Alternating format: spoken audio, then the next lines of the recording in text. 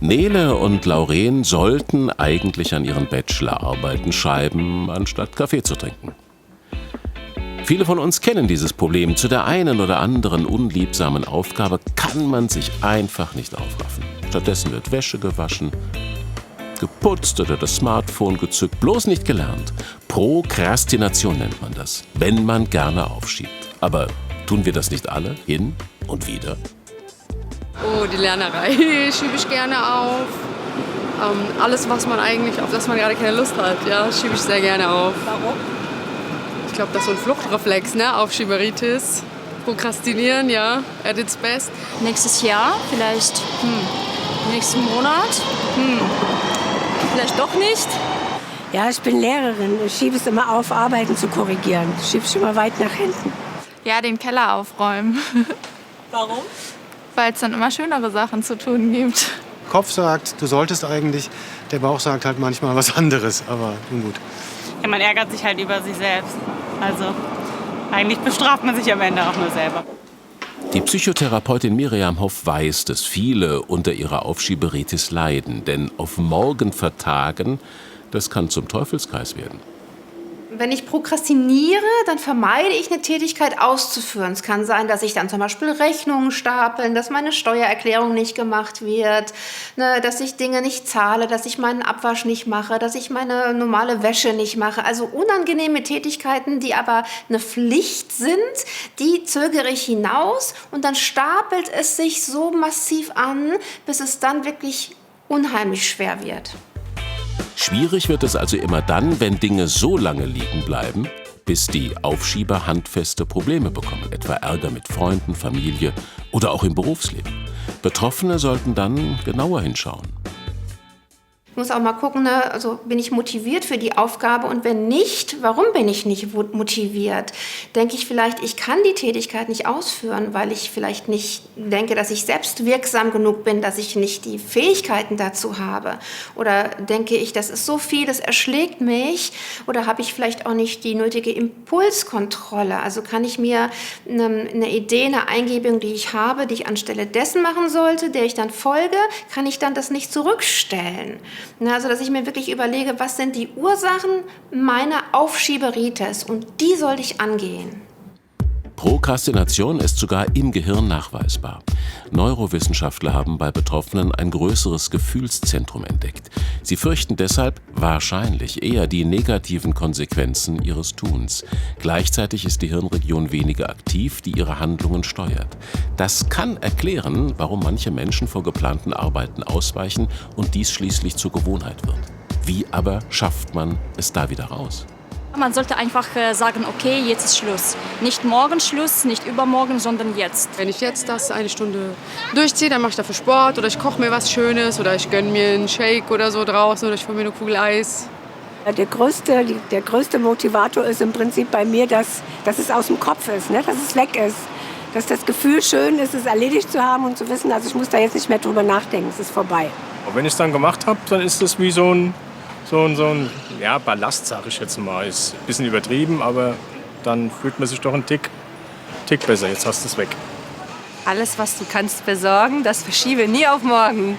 Erstmal sollte man das Wort später oder morgen möglichst aus seinem Wortschatz streichen und wirklich die Dinge angehen und sich auch bewusst machen, jetzt schon die positiven Gefühle bewusst machen, die ich haben werde, wenn die Aufgabe erledigt ist.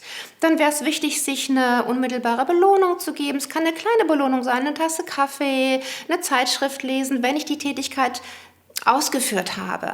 Was auch noch gut ist, wenn ich mich mit anderen verabrede, in einer Gruppe zum Beispiel bin, ne, dann habe ich diesen Gruppenzwang, werde es also eher machen, als wenn ich alleine mich hinsetze. Und außerdem auch Routinen schaffen. Wenn ich etwas regelmäßig mache, dann muss ich nicht immer mit mir diskutieren, mache ich jetzt die Aufgabe von 8 bis 10 oder heute Abend. Eine genaue Planung, To-Do-Listen und feste Rituale können auch helfen, endlich Dinge anzupacken, statt sie aufzuschieben.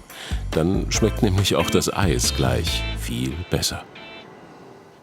Ja, wenn das so einfach wäre. Schönen guten Abend, Professor Manfred Beutel, Direktor der Uniklinik für psychosomatische Medizin und Psychotherapie in Mainz. Grüße Sie. Guten Abend. Jetzt fragt sich natürlich jeder, huch, ich mache das ja auch manchmal, bin ich deswegen gleich krank? Es gibt ja manchmal auch gute Gründe, etwas aufzuschieben, wenn man zum Beispiel Bedenkzeit hat. Also ich habe mir zum Beispiel angewöhnt, auf ärgerliche E-Mails nicht gleich zu antworten. Von Prokrastination sprechen wir aber dann, wenn Handlungen, die notwendig sind, aufgeschoben werden, obwohl wir eigentlich genau wissen, dass das negative Konsequenzen hat. Wer entscheidet denn, ob ich ein Aufschieber bin? Ich selber oder vielleicht die Partnerin, die lieber möchte, dass die Dinge sofort erledigt werden? Naja, es wurde ja gerade der Teufelskreis angesprochen. Der Teufelskreis geht ja noch weiter. Also Aufschieben hat kurzfristig ja eine stressentlastende Wirkung, aber eben langfristig macht es sehr viel Stress. Und wir sehen, dass Menschen, die chronisch aufschieben, tatsächlich sehr leiden unter Erschöpfung, unter psychosomatischen Beschwerden. Das macht richtigen Stress und das merkt man, denke ich. Also man merkt es selber. Gibt es denn Leute, die besonders anfällig dafür sind? Wir haben das ja untersucht und natürlich gibt es in jedem Alter Prokrastination. Aber wir wissen auch, dass das bei jüngeren Menschen ausgeprägter ist als bei älteren Menschen. Unter den Jüngeren tun sich die jungen Männer besonders hervor, die auch eine hohe Medienaffinität haben, also eine hohe Mediennutzung. Und wir wissen auch, dass Menschen in prekären Lebenslagen, also die zum Beispiel arbeitslos sind, die von Bildungsstand oder Verdienst benachteiligt sind, dass die besonders prokrastinieren. Das trifft auch auf Menschen mit psychischen Belastungen und Störungen natürlich auch zu. Naja, und daraus resultieren wahrscheinlich ja auch wieder psychische Belastungen und Störungen bis hin zu Depressionen. Was sind denn so Ihre Tipps? Ein paar haben wir ja schon eben im Film gehört, gegen die Aufschieberitis. Naja, ich glaube, das Wichtigste ist natürlich Ehrlichkeit. Also, dass man selbst erstmal ehrlich herausfindet, was schiebe ich eigentlich auf, was mache ich da. Ich denke, das Zweite ist, dass man sich Unterstützung sucht. Das können Freunde sein, Bekannte, Partner, die sich vielleicht auch ärgern über die Aufschieberitis. Aber ich glaube, man muss da wirklich drankommen und Sie haben ja auch gerade ein paar Beispiele dazu gezeigt. Wann würden Sie sagen, ist so ein Punkt erreicht, wo man sich eher professionelle Hilfe tatsächlich holen sollte? Der Punkt ist erreicht, wenn Depressionen entstehen, Angststörungen, beispielsweise auch soziale Ängste. Das sehen wir tatsächlich häufig. Oder schwere Erschöpfungsgefühle, Antriebslosigkeit. Dann sollte man sich unbedingt professionelle Hilfe suchen. Und dann würde ich mich zuerst an meinen Hausarzt, meine Hausärztin wenden. Wie geht es dann weiter? Ja, ambulante Psychotherapeuten, Beratungsstellen, Vermittlungsstellen für Psychotherapie bei den Krankenkassen oder bei der Kassenärztlichen Vereinigung. Ich denke, da gibt es eine ganze Menge Angebote. Ja, im Moment nicht so einfach, Therapieplätze zu kriegen, aber wichtig ist es anzugehen und nicht aufzuschieben. Sie haben es eben schon kurz angedeutet. Was wäre denn Ihr Tipp für Leute, die so mit so einem Aufschieber zusammenleben? Also was können die tun? Wie können die dem Aufschieber helfen? Wie können sie sich auch selbst helfen? Also mit Moral haben wir keine guten Erfahrungen, aber die Erfahrung ist, dass man doch auch konsequent sein muss und die Dinge auch wirklich auf den Punkt bringen und ansprechen. Das zu vermeiden, wenn der Partner vermeidet, hilft auch nicht weiter.